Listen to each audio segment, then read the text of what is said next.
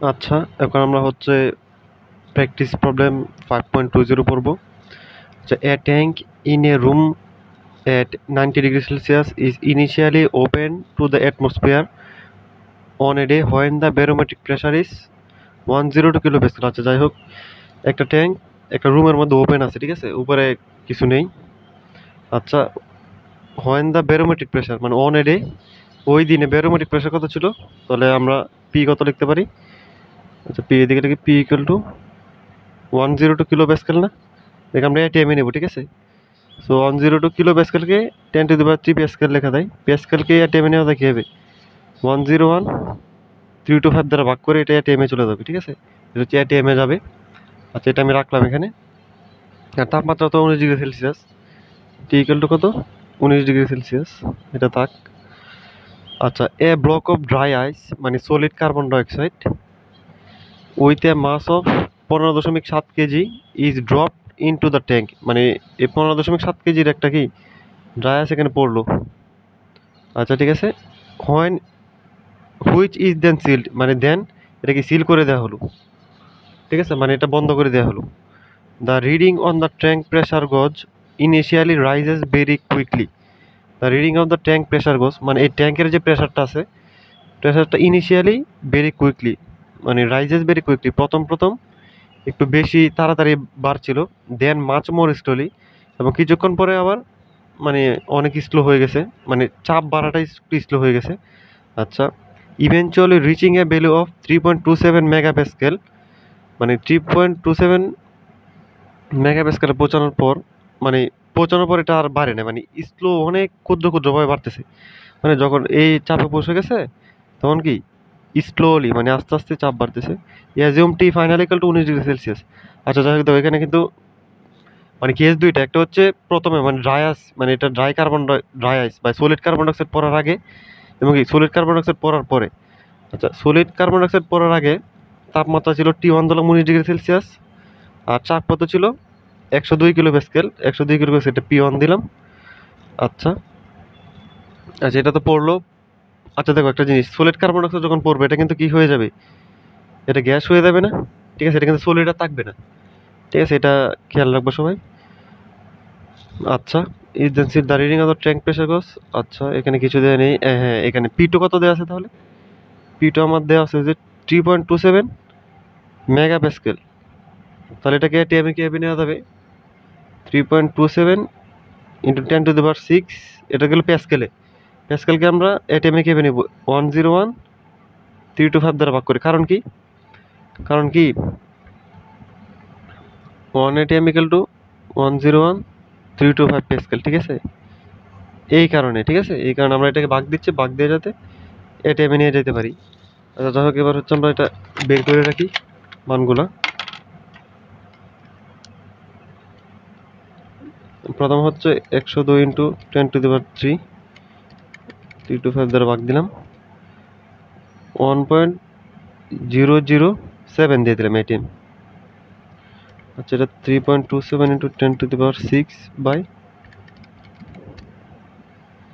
32.27 ATM.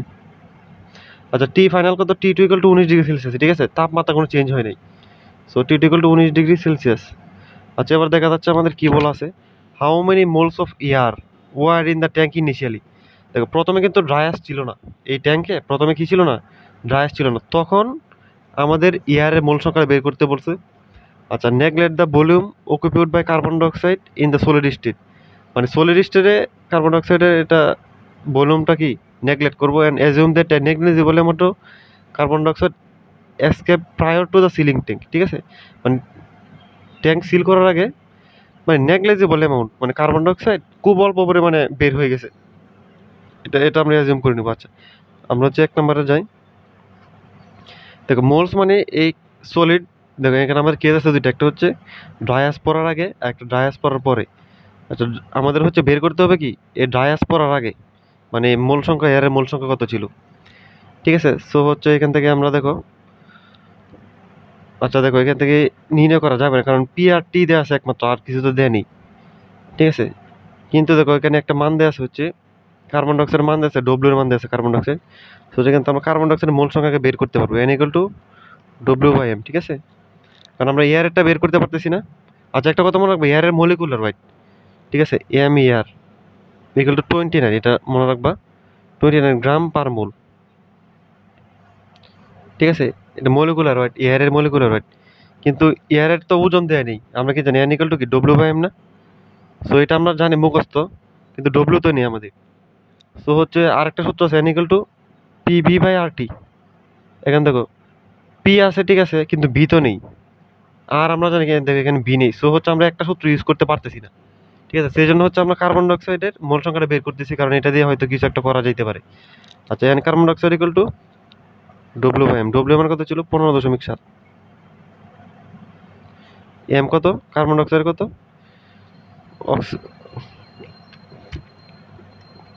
Plus অক্সিজেনের কত? 32, 44, ঠিক আছে, 40। তাহলে 15.7/44 কত আসে? 0. আচ্ছা দেখো, এটা কিন্তু কিলো মূল্য আসবে, ঠিক আছে? এটা যদি কেজিতে নিছিলাম না, তাহলে এটা কিসে নিতে হবে? কেজি পার মোল নিতে হবে। সো যেটা কত? 0.357 দিই, 0.357 কিলো মোল কার্বন ডাইঅক্সাইড। আচ্ছা দেখো, আমরা কি জানি? পিবি ইকুয়াল টু এনআরটি না? এবার দেখো দুইটা কেসের মধ্যে দেখো পি তো চেঞ্জ হয়েছে, ঠিক আছে, মানলাম পি চেঞ্জ হয়েছে, বি কিন্তু সেম, কারণ দুইটা কেজের মধ্যে কি এটা একটা ট্যাঙ্কারের মধ্যে আছে না, ট্যাঙ্কের মধ্যে আছে না দুইটাই, মানে বিও তাহলে সেম হবে দুইটা ক্ষেত্রে, বি সেম। আর দেখো এন কিন্তু সেম হবে না, কারণ প্রথমে ছিল শুধু এয়ার, পরে এয়ারের সাথে কি আইসা যুক্ত হয়েছে, এই ড্রায়াসটা এসে যুক্ত হয়েছে না? সো এনও চেঞ্জ হবে। আর তো চেঞ্জ হয় না, আমরা জানি। টিও চেঞ্জ হয়েছে না, দেখো টি ইনিশিয়ালে ছিল 19 ডিগ্রি সেলসিয়াস, টি ফাইনালে কত ছিল? 19 ডিগ্রি সেলসিয়াস। সো হচ্ছে আমরা টিকেও কনস্ট্যান্ট ধরতে পারি। তাহলে আমার এই কেসের ক্ষেত্রে কি আসতেছে দেখো, পি প্রপোর্শনাল এন আসতেছে না, ঠিক আছে, এটা আসতেছে। সো এখান থেকে আমরা সূত্র কীভাবে লিখতে পারি? P1/P2 ইকুয়াল টু N1/N2 কত ছিল দেখো, মানে এটা তো ইনিশিয়ালি, মানে এক আর দুই নাম্বারটা হচ্ছে N1 প্লাস এই কার্বন ডাইঅক্সাইডটা হবে না? অবশ্যই এটা হবে, ঠিক আছে। N1 ছিল প্রথমে কি শুধু এয়ার, আর দ্বিতীয় ক্ষেত্রে কি এটা তো এয়ার প্লাস এই কার্বন ডাইঅক্সাইড কিন্তু গ্যাস হয়ে যাবে, ঠিক আছে, কিন্তু সলিড থাকবে না। আচ্ছা যাই হোক, এখান থেকে আমরা দেখো N1টা বের করতে পারবো না? N1টা হচ্ছে কি এয়ারের মোল সংখ্যা, ঠিক আছে। আচ্ছা, তো এখান থেকে দেখো P1 এর মান কত? 1.007। P2 এর মান কত? 32.27। N1 জানি না আমরা, আর এখানে N1 জানি না, প্লাস 0.357। এবার দেখো এখান থেকে N1 এর মানটা কিন্তু বের করা যাবে, কারণ দেখো সমীকরণ একটা আননোন একটা, ঠিক আছে, এই একটা সমীকরণ আননোন কয়টা? শুধু N1 আননোন। সো এটা ক্যালকুলেটর বসা দিলে হয়ে যাবে। ক্যালকুলেটর বসা দিই, 1.007/32.27 ইকুয়াল টু এক্স দিয়ে দিলাম, এক্স প্লাস 0.357। এটা বলে কত আসে? 0.011। আচ্ছা, 0.011, এতে 11 এটা কি 5 দিয়ে দিই, 5 কিলোমোল ইয়ার, ঠিক আছে। দেখো আমরা হচ্ছে, ঠিক আছে, আমরা হচ্ছে একটা সম্পর্ক ইউজ করে, মানে দুইটা কেজের সম্পর্ক আমরা এখানে হচ্ছে এ নাম্বারটা সলভ করে ফেলছি, কারণ এয়ারেরটা মোল সংখ্যাটা বের করে ফেলছি। এবার হচ্ছে বি নাম্বার বলছে কি, what is the final density of the gas in the tank. Final density মানে কি, মানে এখানে কার্বন ডাইঅক্সাইড থাকবে, কার্বন ডাইঅক্সাইডকে দেখে কিন্তু এবার কি হয়ে যাবে, গ্যাস হয়ে যাবে, ঠিক আছে, বারবার বলতেছি। তারপর এখানে কি আছে, আগে থেকে এয়ার ছিল, মানে এই দুইটার কি রো লাগবে, ঠিক আছে। আমরা কি জানি, রো ইকুয়াল টু M/V না, মানে W/V না? দেখো এখানে ডব্লিউ মানে কার্বন ডাইঅক্সাইডের কত জানি আমরা? 15.7, এটা জানি, ঠিক আছে, কিন্তু আমরা তো এয়ারেরটা জানি না, এয়ারের ডব্লিউ জানি না, ঠিক আছে। এয়ারের মোল সংখ্যা জানি, কিন্তু এয়ারের ডব্লিউ জানি না। সো হচ্ছে আমরা কি বের করবো? ডব্লিউ এয়ার, আমরা আগেই বলছিলাম ডব্লিউ সমান কি N/M না? সো এন কত পাইছি? 0.0115 ইন্টু এয়ারের মলিকুলার ওয়েট কত জানি আমরা? আচ্ছা, এটা যদি কিলোগ্রাম পার কিলো মোলে দেওয়া যাবে, ঠিক আছে, এটা গ্রাম পার মোল না, এটাকে কেজি পার কিলো মোলে দেওয়া যাবে। তো এটাতে 29 দিয়ে দিলাম। সো এটা কি আসবে, এটা কেজিতে আসবে, কারণ এটা কিলোমোল ছিল না, তো 29 কেজি পার কিলোমোল দেওয়া যায়। ঠিক আছে, সো হচ্ছে এটা দেখো 0.0115 ইন্টু 29, 0.335, এটা কি কেজিতে আসবে। ঠিক আছে, এবার তো ডব্লিউ তো এখানে তো শুধু এয়ার ছিল না, আবার কি ছিল, কার্বন ডাইঅক্সাইড ছিল, WCO2 ছিল। WCO2 কত আমরা জানি, 15.7 কেজি। আচ্ছা এবার দেখো বিটা লাগবে আমাদের, না আমাদের কিন্তু বি নেই, বি কিন্তু বের করি নাই। সো হচ্ছে আমরা দেখো বিটা কিভাবে বের করবো, আমরা জানি কি P V equal to NRT. ঠিক আছে, সো হচ্ছে বি সমান কি আসতেছে, এনআরটি বাই পি।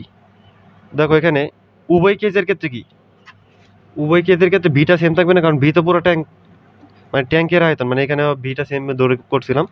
দেখো সো হচ্ছে দেখো আমরা যদি প্রথম কেজ ইউজ করি P1 equal to N1 R T1, so হচ্ছে B1 যে কথা B2 একই কথা। ঠিক আছে, সো আমি একটা কেজ ইউজ করতেছি, এখানে P2 দিলেও হয়তো মানে বিটা যেটা বের হবে এটা তো সেম আসবে। সো হচ্ছে আচ্ছা এটা 1 না দিই, T1 না দিই, কারণ Tও সেম আসছে। আচ্ছা এখানে N1 বাই P1, সো হচ্ছে N1 কত ছিল, N1 ছিল হচ্ছে এটা 0.0115, আর এমন কত 0.0821, আমরা এটা এমে যেহেতু বসাবো। টি কত, টি হচ্ছে 19 ডিগ্রি সেলসিয়াস বা 19+273, এটা দুই ক্ষেত্রেই সঠিক, মানে 2 কেজির ক্ষেত্রেই তাপমাত্রা চেঞ্জ হয় না। P1 কত, দেখো P1 হচ্ছে 1.007, সেখান থেকে আমরা বিটা পাবো। দেখো এটা কিন্তু দেখো গ্যাসের বের করছি না, গ্যাসের যে আয়তনটা বের করব এটাই হবে ট্যাঙ্কের আয়তন, কারণ আমরা কি জানি একটা গ্যাস পুরো পাত্রের কি আয়তন দখল করে না। সো হচ্ছে এটাই হবে ট্যাঙ্কের আয়তন বি। আচ্ছা বি কত আসতেছে আমার, 0.0115 ইন্টু 0.0821,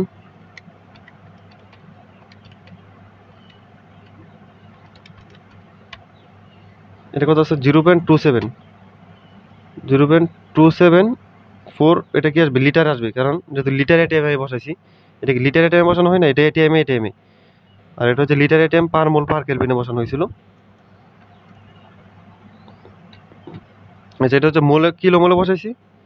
ঠিক আছে, লিটার এটিএম পার মোল পার কিলো, মানে যাই হোক এটা লিটার একক আসবে, যাই হোক। আচ্ছা দেখো এখান থেকে আমরা কি রোটা বের করতে পারবো, রো ইকুয়াল টু কি ডব্লিউ বাই ভি।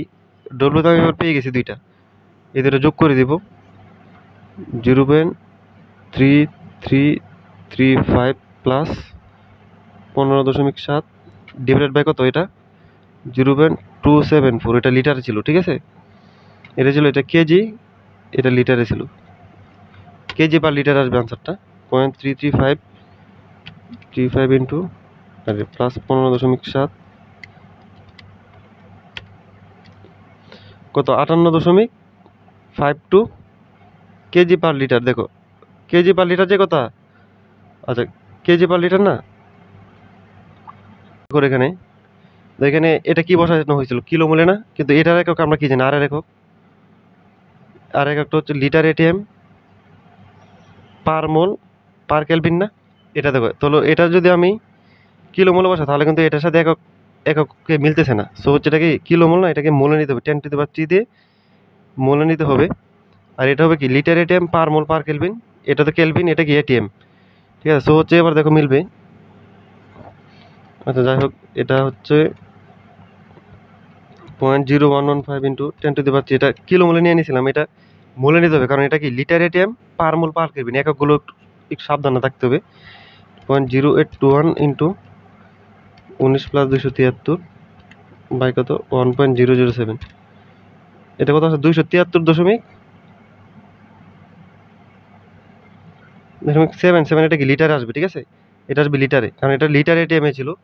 আচ্ছা এখানে যদি আমি ইউজ করি দেখো, সো এটা এরকম না, এটা কত 273.77, সো হচ্ছে 273.77 এটা লিটার। ঠিক আছে, সো হচ্ছে দেখো এটা উপরে ছিল কেজি, নিচে হচ্ছে লিটার, সো হচ্ছে কেজি বা লিটার আনসারটা আসবে 0.3335 প্লাস 15.7 বাই 273.77,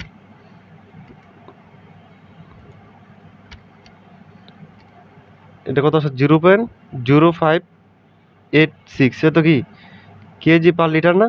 সো আমাদের এটাকে কিসে নিতে হবে, গ্রাম পার লিটারে। সো হচ্ছে কেজিকে গ্রামে কে নিয়ে দেয়, 1000 দ্বারা গুণ দিলে কি গ্রামে চলে যাবে। দেখো তো 58 56 গ্রাম পার লিটার। সো যেটা হচ্ছে আমাদের আনসার। তো এখানে হচ্ছে এককটা চেঞ্জ একটু সাবধান থাকতে হবে, কারণ এটা কিলো মোলে বের করছিলাম আমি। সো এটাকে মোলে নিতে হবে, সেজন্য 10⁻³ দ্বারা গুণ দিছি। আর এটার একক কি, লিটার এটিএম পার মোল পার কেলভিন, যদি কেলভিন এটা এটিএম। সো জায়গাগুলো যাতে সেম থাকে সেজন্য কি কিলো মোলকে মোলে নিতে হবে। আচ্ছা, আশা করি সবাই ম্যাথটা বুঝতে পারছো। এখন আমরা হচ্ছে প্র্যাকটিস প্রবলেম 5.25 করব। এখানে কি দেওয়া আছে, an ideal gas mixer contains 35% helium, 20% methane and 45% nitrogen by volume. By volume আমরা কি জানি, বাই ভলিউম যে কথা, বাই মোল কি কথা, একই কথা। এটা পড়ানো হয়েছিল, ঠিক আছে। এটা আইডিয়াল গ্যাস মিক্সচারে এটা পড়ানো হয়েছিল। এট 2 atm অ্যাবসলিউট, চাপটা দেওয়া আছে আমার, এন্ড 90°C। আচ্ছা, দেওয়া আছে এগুলো। এ নাম্বার কি বলা হয়েছে, partial pressure of each component, ঠিক আছে। পার্শিয়াল প্রেশারগুলো বের করবো। আচ্ছা, এখানে এ নাম্বারে যাই। আমরা কি জানি, পার্শিয়াল প্রেশার ইকুয়াল টু কি, পি পার্শিয়াল আংশিক চাপ ইকুয়াল টু কি, মোট চাপ ইন্টু মোল ভগ্নাংশ না, মোল ভগ্নাংশ না ওয়াই। এর আমরা সূত্র জানি, এটা ডাল্টনের সূত্র অনুযায়ী আংশিক চাপ ইকুয়াল টু মোট চাপ ইন্টু মোল ভগ্নাংশ। সো হচ্ছে দেখো, ইচ কম্পোনেন্ট না, মানে প্রত্যেকটা কম্পোনেন্টে বের করবো। এখানে কি দেওয়া আছে, এখানে মোল ভগ্নাংশগুলো দেওয়া আছে, মানে ভাই বললাম যে কথা, ভাই মোল একই কথা, ঠিক আছে। এটা আমরা পড়ে আসছিলাম। আচ্ছা, যাই হোক দেখো, সো হচ্ছে পি হিলিয়াম আংশিক চাপ ইকুয়াল টু মোট চাপ কত, 2 atm না, 2 ইন্টু মোল ভগ্নাংশ কত, হিলিয়ামের 35% না, পানির কত 0.35। সো হচ্ছে এটা আসবে হচ্ছে পার্শিয়াল প্রেশার।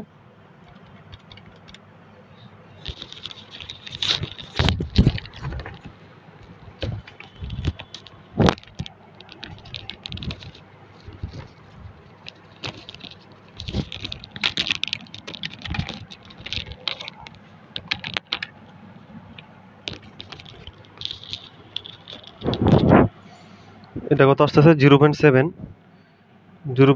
atm। এটা পার্শিয়াল প্রেশারগুলো বের হচ্ছে, পার্শিয়াল প্রেশার। আচ্ছা, পি তারপর কি আসতেছে, পি CH4 আংশিক চাপ ইকুয়াল টু মোট চাপ 2 atm, মোল ভগ্নাংশ কত 20% না, সো হচ্ছে 0.2। এটা কত 0.4 atm। তারপর হচ্ছে পি নাইট্রোজেন। আচ্ছা, আংশিক চাপ সমান কি, মোট চাপ ইন্টু মোল ভগ্নাংশ কত, এটা 45%, 0.45। এটা কত 0.9 আসার কথা, হ্যাঁ 0.9 atm। আচ্ছা, যাই হোক আমাদের এক নাম্বারটা শেষ।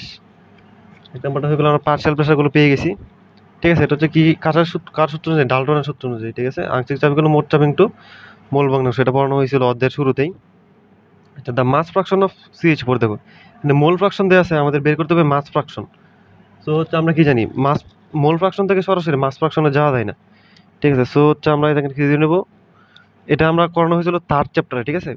মেটেরিয়াল ব্যালেন্স লেকচার, এটা 3rd চ্যাপ্টারে আছে, এটা কীভাবে মোল ফ্রাকশন থেকে মাস ফ্রাকশনে যাওয়া যায়, ঠিক আছে। আচ্ছা, যাই হোক এটা আমরা করে নিচ্ছি। এখানে মাস ফ্রাকশনে যাইতে গেলে অবশ্যই কী লাগবে, আমার বলটা লাগবে, ঠিক আছে। আর যেখানে আমরা ধরে নিই বেসিস হচ্ছে 100 মোল ধরে নিলাম, ঠিক আছে। 100 মোল গ্যাস মিক্সচার ধরে নিলাম, ঠিক আছে। বেসিস হচ্ছে আমরা 100 মোল গ্যাস মিক্সচার ধরে নিছি। সো তাহলে এন হিলিয়াম কত হবে, 35% না, মানে 100 এর 35% কত, অবশ্যই 35 মোল। সো এটা হচ্ছে নিয়মই এটা, ঠিক আছে। ফ্রাকশন বের করার নিয়মই এটা, মানে মোল ফ্রাকশন থেকে সরাসরি মাস ফ্রাকশনে যাওয়া যায় না, সেজন্য আমাদের এরকম প্রথমে মোল সংখ্যা বের করতে হয়।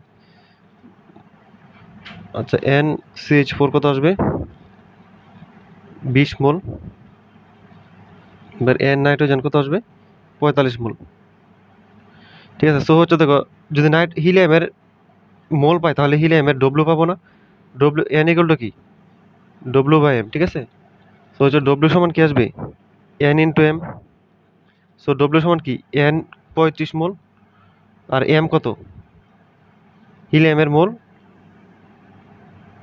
4 না, হিলিয়ামের মানে হিলিয়ামের M মলিকুলার ওয়েট 35 ইন্টু 4, 140 গ্রাম, ঠিক আছে। যেহেতু মোলে নিছি আমি, সো হচ্ছে এটা গ্রামই আসবে। WCH4 কিলো মোলে নিলে কেজিতে আসতো আবার। আচ্ছা, এটা কত 20 ইন্টু CH4 কত, 12 আর 4 16। সো 20 ইন্টু 16, এটা কত আসতেছে, 320 গ্রাম। আচ্ছা, নাইট্রোজেন কত আসবে তাহলে, N nitrogen 45 W into M না, নাইট্রোজেনের কত ছিল 32 না,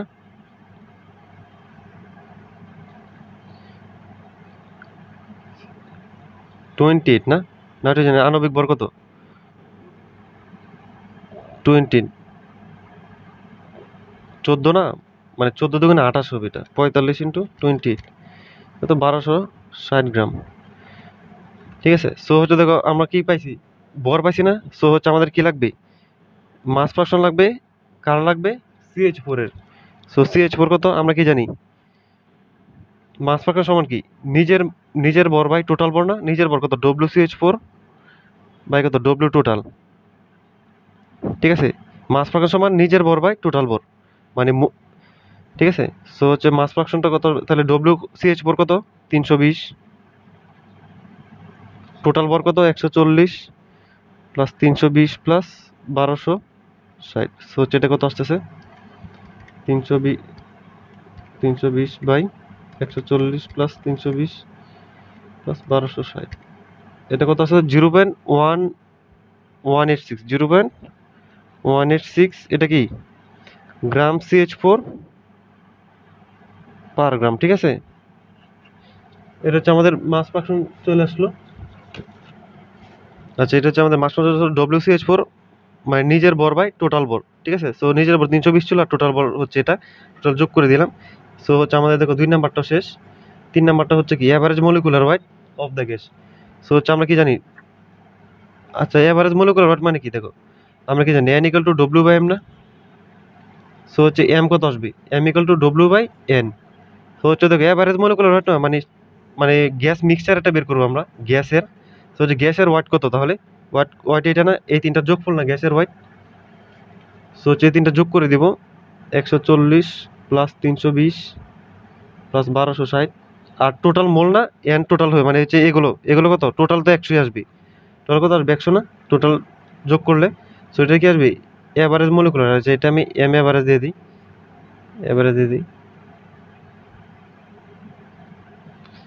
দেখো এটা হচ্ছে এভারেজ মলিকুলার ওয়েটটা চলে আসতেছে 140 প্লাস 320 প্লাস 1260 ডিভাইডেড বাই 100, কত আসবে 17.2, এটা কি আসবে গ্রাম পার মোল। ঠিক আছে, গ্রাম পার মোল, কারণ সবকিছু আমরা মোলে নিছি আর আনসার তো আমাদের গ্রামে আসবে। আচ্ছা যাই হোক, 3 নাম্বারটা চলে গেছে। এবার 4 number density of the gas. So হচ্ছে আমরা ডেন্সিটি সমান কি জানি, rho equal to m by V না, বা W বাই ভি না। সো হচ্ছে দেখো আমরা কিন্তু এখানে বিটা কিন্তু জানি না। ঠিক আছে, সো হচ্ছে আমরা ডব্লিউটা তো জানি, ডব্লিউ কত এই তিনটার যোগফল, বা এই তিনটার যোগফল হচ্ছে ডব্লিউ আসবে, ডব্লিউ, কিন্তু আমরা বি তো জানি না। সো হচ্ছে দেখো আমাদের আলাদা একটা ইনফরমেশন দেওয়া আছে, হচ্ছে কি চাপ দেওয়া আছে, আমাদের কি আছে তাপমাত্রা দেওয়া আছে। সো হচ্ছে আমরা এখান থেকে বিটা বের করতে পারবো না, আমরা কি জানি P V equal to NRT. So হচ্ছে বি সমান কি আসবে এনআরটি বাই পি না। আচ্ছা এন আমরা কত জানি, দেখো এন আমরা জানি হচ্ছে 100 মোল, 100 মোল ধরে নিয়েছিলাম যে 100 মোল এন টোটাল মানে গ্যাসের ক্ষেত্রে, আর কত 0.0821 লিটার এটিএম পার মোল পার কেলভিন। আচ্ছা টিটা কত 90 ডিগ্রি সেলসিয়াস, 90 প্লাস 273 কেলভিনে নিতে হবে অবশ্যই, বাই চাপটা কত 2 এটিএম। সো সেখান থেকে আমরা বি এর মানটা পেয়ে যাচ্ছি 100 ইন্টু 0.0821 ইন্টু প্লাস 273, এটা কত আসতেছে 1490.115, এটা কি আসবে লিটার আসবে। ঠিক আছে, সো হচ্ছে আমরা দেখো এখানে রোটা পেয়ে যাবো না, রো সমান কি ডব্লিউ বাই ভি, ভর বাই কি আয়তন, ভরটা কত ছিল, ভরটা ছিল হচ্ছে 140 প্লাস 320 প্লাস কি 1260 বাই 1490.115। সো এটা কি আসবে, এটা গ্রামে আসবে, এটা কি এটাতে লিটারে বের করছিলাম। সো আমাদের দেখো কেজি পার মিটার কিউবে লাগবে। আচ্ছা আমাদের এককটাকে আগে বের করি, তারপরে এককটা চেঞ্জ করবো। 140 প্লাস 320 প্লাস 1260 1490.115, এটা কত আসছে 1.15 গ্রাম পার লিটার। দেখো গ্রামকে কেজিতে নিলে কি হবে, tan ইনভার্স 3 দ্বারা গুণ দিতে হবে না, কেজি গেল। ঠিক আছে, এবার দেখো লিটারকে মিটার কিউবে নিলে কি tan ইনভার্স 3 দ্বারা গুণ দিতে হবে না। সো আলটিমেটলি আমার কত আসছে 1.15 কেজি পার মিটার কিউব আসছে। ঠিক আছে, একই। ঠিক আছে, গ্রাম পার লিটার যে কথা, কেজি পার মিটার কিউব কি কথা, একই কথা। সো আশা করি সবাই ম্যাথটা বুঝতে পারছো। আচ্ছা, এবার আমরা হচ্ছে একটা ইম্পর্টেন্ট ম্যাথ করব। আচ্ছা, এখন আমরা হচ্ছে প্রবলেম 4.4 মানে 5.45 করব পঞ্চম অধ্যায়। আচ্ছা, এখানে কি বলা আছে, এই ম্যাথটা অনেক ইম্পর্টেন্ট, ঠিক আছে। The ultimate analysis of number 4 fuel oil is, একটা ওয়েট পার্সেন্ট দেওয়া আছে, মানে মাস পার্সেন্ট দেওয়া আছে, মানে 83.47 weight percent carbon, 11.65% hydrogen and 1.35% sulphur and the balance inert, ঠিক আছে। মানে হচ্ছে 100 থেকে এই তিনটা বিয়োগ দিলে কি ইনার পেয়ে যাবো আমরা, ঠিক আছে। বাকিটুকু ইনারটা আছে। The oil is burned in a steam generating furnace with 50% excess air. Oil is burned in steam generating furnace, ঠিক আছে। সো হচ্ছে আমাদের ফ্লো চার্টে কি আসতেছে, আমাদের ফ্লো চার্ট আসছে হচ্ছে ফার্নেস, ফার্নেসে কি ঢুকতেছে, হচ্ছে ওয়েল যাচ্ছে, ওয়েল নাম্বার ফুয়েল ওয়েল না, দেখো ওয়েল ইজ বার্নড, ঠিক আছে। ফার্নেসে বার্ন হচ্ছে কার সাথে, এয়ারের সাথে, কার সাথে, এয়ারের সাথে বার্ন হচ্ছে। আর আর আমরা দেখো একটা জিনিস সবসময় রাখবো, এয়ার লেখা থাকলে আমরা এটা ধরে নিব 0.79 মোল নাইট্রোজেন পার মোল এয়ার, 0.21 মোল অক্সিজেন পার মোল কি এয়ার। আমরা এয়ার দেখলে এটা ধরে নেব। আচ্ছা যাই হোক, এটা গেলো।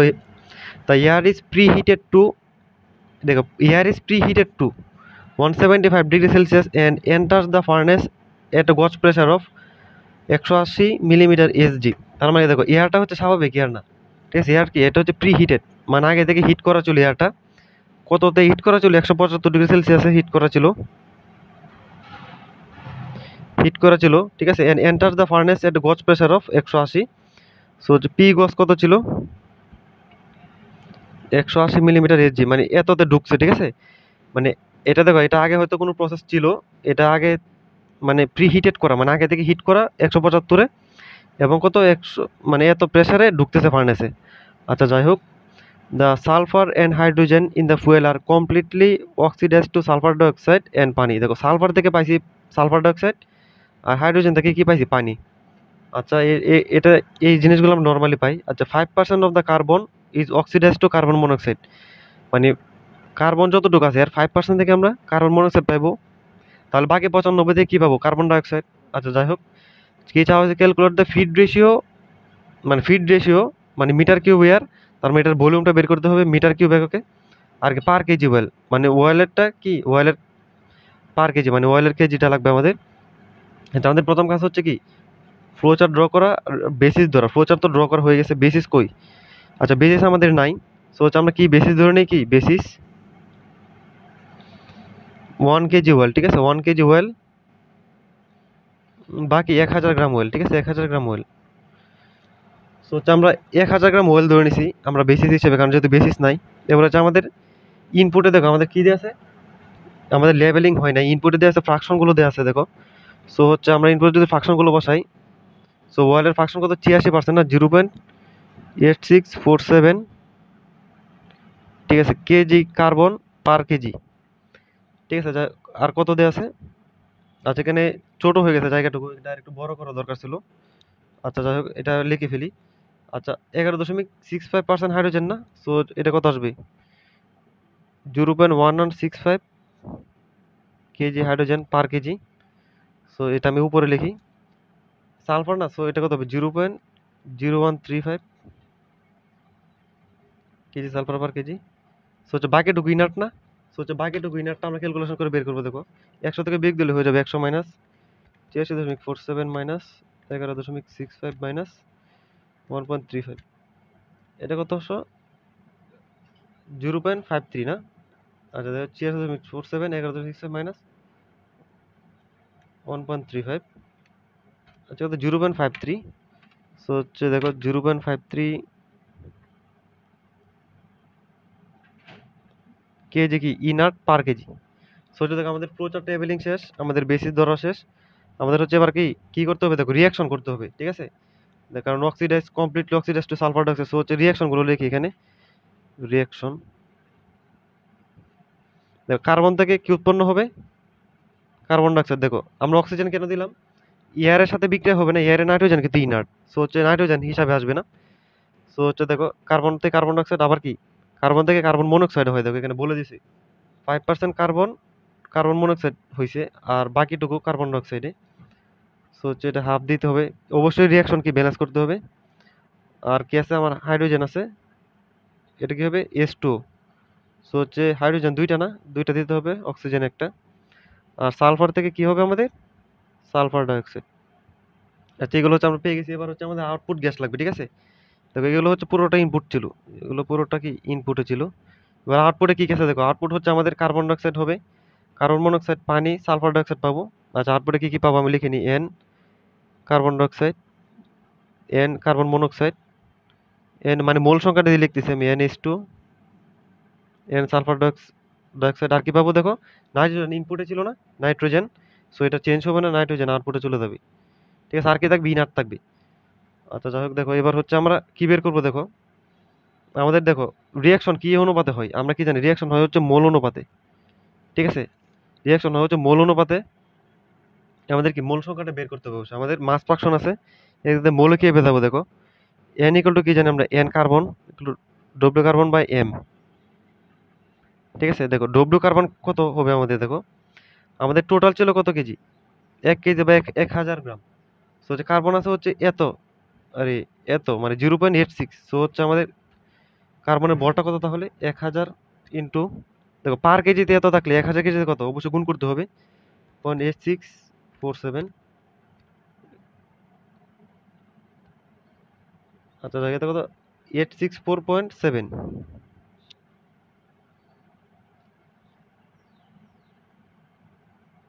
আচ্ছা কার্বনের ভর কত, 12 না, বাই 12, 72.0506, ঠিক আছে। এত মোল, ঠিক আছে। কার্বনটা আমি বের করে ফেলছি, এত মোল কার্বন। কার্বনটা আমি হচ্ছে বের করে ফেললাম। এন কার্বন না, আর কি কি আছে আমাদের, কার্বন আছে আমাদের, হচ্ছে আছে কি এত কেজি, হাইড্রোজেন আছে, এন হাইড্রোজেন কত তাহলে, NH, NH equal to W by M না, ডব্লিউ তো দেখো এটা 11.1165 না, ইন্টু কত 1000 হবে, কারণ আমি 1000 কেজিতে এতটুকু আছে, এটা গুণ করতে হবে অবশ্যই, কত আসবে 116.5। আর হাইড্রোজেনের কত, আমরা জানি 1, হাইড্রোজেনের কত, এইচ এর শুধু এইচ এর 1, এটা কত আসবে 116.5 মোল এইচ, ঠিক আছে। এবার আমাদের আছে হচ্ছে সালফার, সালফার কত আসবে ডব্লিউ বাই এম, সালফারে কত আছে 0.0135 ইন্টু 1000, কারণ আমাদের বেঁচে 1000 ছিল, 1000 দেখো 1 কেজিতে আছে এত এত এত কেজি সালফার। সো হচ্ছে 1000 কেজিতে 1000 গ্রামে কত আছে তাহলে, মানে যাই হোক এটা কেজিতে যদি দাও, পার্সেন্টেজ না, পার্সেন্টেজ গ্রামেও দেওয়া যায়, যাই হোক এটা আমি, আচ্ছা গ্রাম পার গ্রামে দিয়ে দিই, ঠিক আছে। কেজিতে না দিয়ে আমি গ্রাম দিয়ে দিই, তাহলে হিসাবে সুবিধা হবে। দেখো দেখো 1 গ্রামে আছে এতটুকু, তাহলে 1000 গ্রামে কত আসবে, তো অবশ্যই 1000 দ্বারা গুণ দিতে হবে, সেজন্য 1000 দ্বারা গুণ দিয়ে দিলাম, বাই কত সালফারের, আচ্ছা এটা কত আসছিল 1000 ইন্টু 0.0135। আমি ঠিক আছে সব গ্রামে নিছি, কারণ আমি বেসিসটা গ্রামে ধরে নিছি, ঠিক আছে, গ্রামে ধরে নিছি, সেজন্য গ্রাম মানে ফ্রাকশন তো একটা হলেই হলো, ঠিক আছে। ফ্রাকশন গ্রামে যে কথা, কেজিতে একই কথা, ফ্রাকশন তো ফ্রাকশনই। কত আসলো 13.5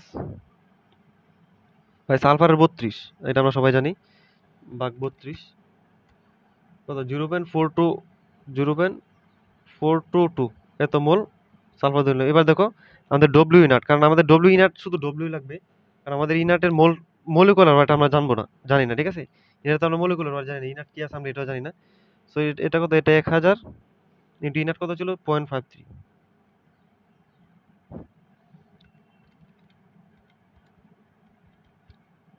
এই কত 530 গ্রামটা আছে, ঠিক আছে।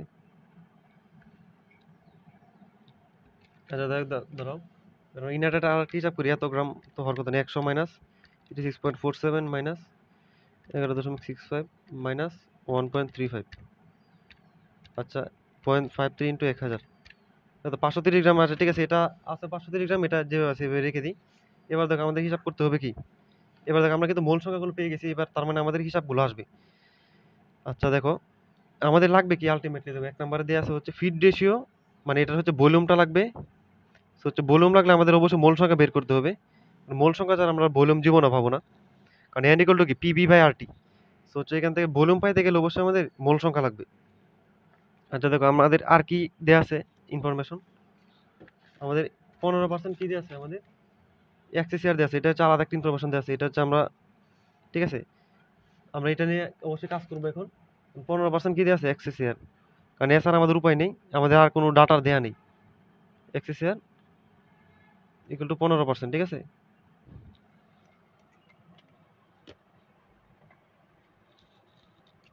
সো হচ্ছে দেখো আমরা এক্সএসিআর এর সূত্র কি জানি, দেখো সো 0.15 এগুলো তাহলে কত আসবে, এক্সএসিআর এর সূত্র কি জানি, এয়ার ফিট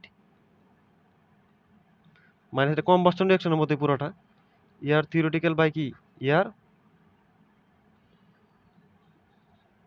এয়ার থিওরিটিক্যাল, ঠিক আছে। এবার দেখো আমরা এয়ার ফিটটা আমাদের বের করতে হবে, দেখো air fit N N N ঠিক আছে, এই মোল সংখ্যা হিসেবে আসবে এয়ার ফিট। সো এয়ার থিওরিটিক্যালটা কিন্তু আমরা জানি না, কিন্তু আমরা কি জানি এয়ার থিওরিটিক্যালটা রিঅ্যাকশন থেকে বের করা যায়, ঠিক আছে, এটা আমরা কম্বাস্টন রিঅ্যাকশন করে আসছি। সো হচ্ছে এয়ার থিওরিটিক্যাল আমরা রিঅ্যাকশন থেকে বের করব। এয়ার থিওরিটিক্যাল সূত্র কি ছিল, 4.76 ইন্টু অক্সিজেন থিওরিটিক্যাল, ঠিক আছে। এটা যে কম্বাস্টন রিঅ্যাকশনে পড়া হয়েছে বিস্তারিতভাবে এটা। আচ্ছা 4.76 ইন্টু অক্সিজেন থিওরিটিক্যাল কত, দেখো আমরা কি জানি অক্সিজেন থিওরিটিক্যালটা নিতে হয় কমপ্লিট কম্বাস্টনে, এটা কিন্তু ইনকমপ্লিট কম্বাস্টন, ঠিক আছে, এটা হচ্ছে হিসাবে আসবে না আমাদের থিওরিটিক্যাল অক্সিজেন হিসাবে এটা আসবে না। সো হচ্ছে দেখো, তো আমরা বাকি তিনটা রিঅ্যাকশন নিব। আচ্ছা এখানে দেখো 1 মোল কার্বনের সাথে অক্সিজেন বিক্রিয়া করে 1 মোল, এখানে কার্বন কত মোল ছিল, 72.06 মোল ছিল না। সো 72.06 মোলের সাথে কার্বন বিক্রিয়া করবে কত মোল, এত মোল প্লাস, এবার দেখো এটা এত হিসাবে আসবে না। দেখো 2 মোল হাইড্রোজেনের সাথে অক্সিজেন বিক্রিয়া করে হাফ মোল।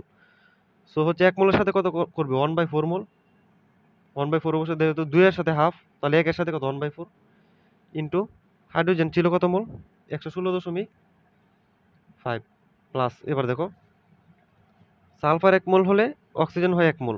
সো সালফার আছে কত মোল 0.422। সো এটা হবে কি আমাদের অক্সিজেন। সো যদি এবার দেখো এটার সাথে 4.76 গুণ দিলেই ইয়ারটা থিওরিটিক্যাল পেয়ে যাব।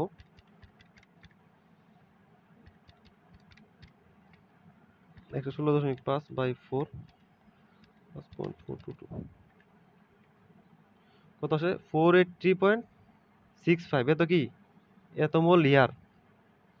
সো হচ্ছে দেখো আমাদের এটা থিওরিটিক্যাল ইয়ার না, সো হচ্ছে আমরা এয়ার ফিটটা পেয়ে যাবো না। এবার এয়ার ফিটটা কত আসবে আমাদের, দেখো এখানে সমীকরণে দেখো এটা তো 0.15, এটা আমরা জানি না, বের করবো এটা আমরা। এয়ার থিওরিটিক্যালটা জানি কত, এটা এত, এয়ার থিওরিটিক্যালটা কত এত। সো সমীকরণ একটা, দেখো এই সমীকরণে আননোন কয়টা, একটা না। সো এটা ক্যালকুলেটরে বসা দিলে চলে আসবে আনসার 0.15। এটা আচ্ছা এটা দেখো এয়ার ফিট আমরা জানি, এটাকে এক্স ধরে নিলাম, ঠিক আছে। সো হচ্ছে দেখো মাইনাস এয়ার থিওরিটিক্যালটা কত 483.65 বাই এটা কত আসে 556.19 এত মোল ইয়ার, ঠিক আছে। এবার দেখো আমরা এত মোল ইয়ারটা পেয়ে গেছি। এবার আমরা কি, এবার আমরা কি অবশ্যই বিটা পাবো না, বি সমান আমরা কি জানি এনআরটি বাই পি না। সো এন কত পাইছি আমরা 556.19, আর এর মান কত আমরা জানি 0.0821, টেম্পারেচার কত আমাদের 175। সো হচ্ছে 175 প্লাস 200 দিয়ে 273 বাই প্রেশারটা কত, দেখো প্রেশার দেখো প্রেশার দেওয়া ছিল না, প্রেশার কি দেওয়া ছিল গজ দেওয়া ছিল, তো আমরা তো প্রেশার গজ নিয়ে কাজ করতে পারবো না, আমরা কি জানি পি অ্যাবসলিউট নিয়ে কাজ করতে হবে, পি অ্যাবসলিউট সমান পি এটিএম প্লাস পি গজ। সো দেখো এটা আমি আলাদাভাবে বের করে নিচ্ছি, ঠিক আছে। পি এটিএম কত আমরা জানি 1 এটিএম প্লাস পি গজ না, এটা দেখো মিলিমিটারে দেওয়া আছে না, এটাকে অবশ্যই কি এটিএম এ নিয়ে যেতে হবে, ঠিক আছে। সো এটা আমরা অ্যাবসলিউটে নিয়ে যাচ্ছি, প্রেশারটা আমি আগে চেঞ্জ করে নিচ্ছি 1 প্লাস কত 180/760, এটা দিলে এটিএম এ যাবে, ঠিক আছে, এককটা এটিএম এ চলে যায়। এটা আবার আশা করি সবাই পারো 1.24 এটিএম দিয়ে দিলাম। সো এটা কত 1.24। সো এখান থেকে আমরা বিটা পেয়ে যাচ্ছি, আচ্ছা কত 556.19 ইন্টু 0.0821 ইন্টু ডিভাইডেড বাই কত 1.24, এটা কত আসতেছে 16497.67, এটা কি লিটার আসবে, এটা লিটার হবে কারণ এটা আমরা লিটার এটিএম এ বসানো হয়েছে, ঠিক আছে। এই এককটা কি লিটার এটিএম পার মোল পার কেলভিন। সো হচ্ছে আমাদের লাগবে কি দেখো, লাগবে মিটার কিউব এয়ার। এটা তো কি লিটার ইয়ার না? সো লিটারকে মিটার কিউবে নিলে কি তো হয়, 1000 দ্বারা ভাগ দিতে হয় না? আরে তাহলে কত আসবে, 16 দশমিক, এটা 100 দিয়ে দিয়ে দিচ্ছে, আছে 16.49 এত মিটার কিউব এয়ার। ঠিক আছে, দেখো এয়ারের ভলিউমটা আমরা পেয়ে গেলাম। ফিট রেশিও না মানে হচ্ছে এয়ার ফিট রেশিও মানে ভলিউমটা পেয়ে গেছি আমরা। লাগবে কি পার কেজি ওয়েল। সো সুতরাং রেশিও ইকুয়াল টু